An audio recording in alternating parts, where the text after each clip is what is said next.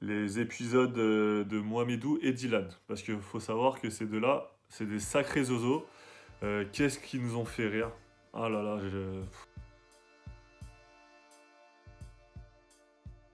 Salut tout le monde, j'espère que tout le monde va bien en cette période de confinement. Moi, pour ma part, ça va très bien. Je suis retourné auprès de ma famille pour profiter d'eux. Comment s'est passé pour toi cette saison de Calais Basket?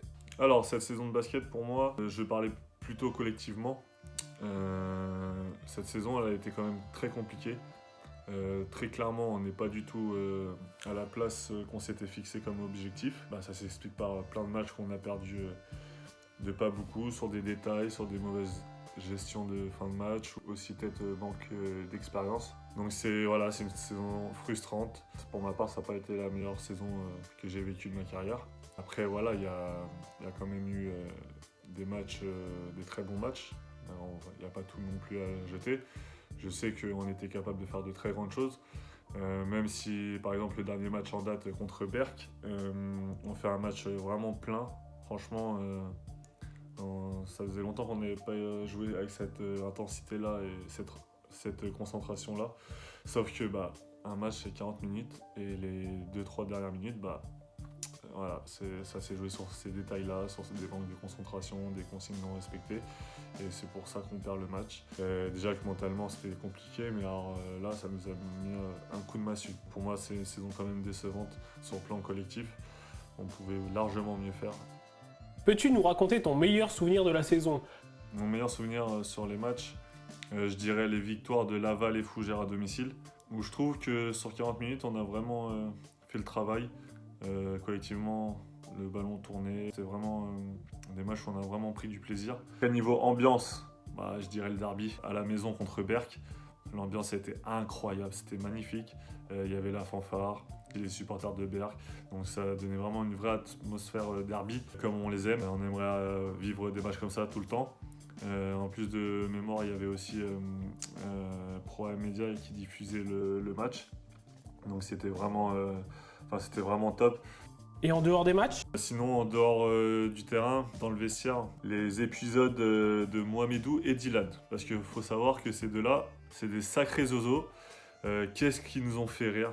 Ah là là, je sais pas de combien d'histoires que je pourrais vous raconter, mais ces deux-là, c'était quelque chose. Je pense que si on avait mis des caméras dans le vestiaire, on aurait pu faire une série télé. Comédie show, c'était sûr et certain. Mais bon, c'était des bons gars et on s'entendait tous bien. Si tu devais donner un conseil aux plus jeunes, quel serait-il? Le meilleur conseil que je pourrais vous donner, c'est de croire en vos rêves et aussi vous fixer des objectifs et faire tout pour les réussir. Donc pour ça, même si vous êtes débutant ou vous commencez le basket mais que vous espérez faire quelque chose, ça passe par le travail. Tout le temps jouer au basket. Déjà, il faut aimer ce sport. Parce que si vous n'aimez pas ce sport et que vous jouez et que vous avez des ambitions, vous ne pourrez pas réussir.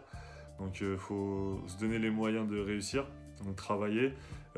L'été, pendant les intersaisons, n'hésitez pas à faire des camps de basket. Moi, je travaille aussi dans les camps de basket l'été pour encadrer des jeunes. Et je pense que ce que vous pouvez faire dans un camp de basket en une semaine, c'est l'équivalent de 3 mois de travail dans un club. Donc voilà, l'été, entre les saisons, n'hésitez pas à faire des camps de basket et puis travailler le maximum pendant la saison. Johan, un message à faire passer aux supporters? Je voudrais tous vous remercier, surtout la Six Team, le groupe des supporters de Calais.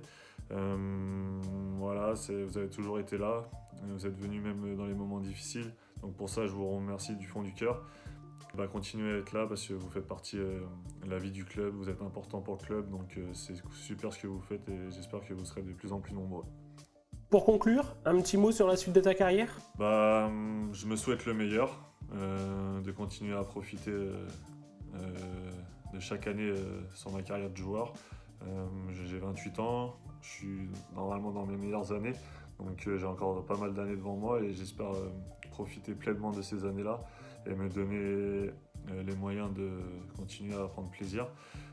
J'aimerais bien retrouver la Nationale 1, un niveau où j'ai joué pendant longtemps, mais avec un vrai rôle, comme j'ai eu en Nationale 2. Voilà, c'est un peu mes objectifs d'aujourd'hui.